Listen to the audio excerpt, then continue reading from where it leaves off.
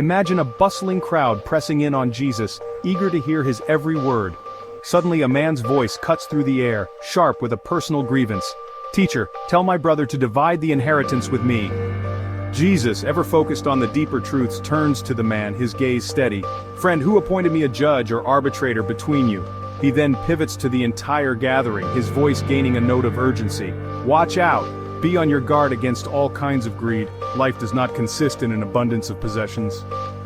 And then, to illustrate this profound point, Jesus tells them a story. He speaks of a rich man whose land yielded an extraordinarily plentiful harvest.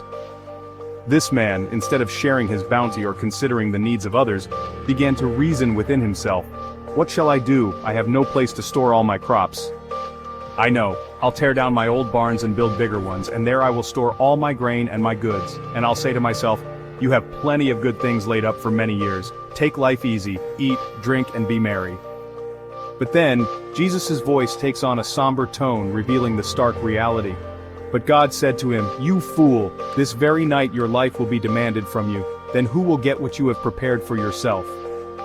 This is how it will be with whoever stores up things for themselves but is not rich toward God. In essence, Luke 12:13-21 isn't just about an inheritance dispute.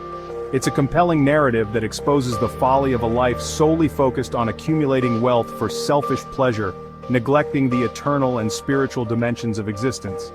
It warns against the insatiable nature of greed and highlights the ultimate transience of earthly possessions when faced with the certainty of death.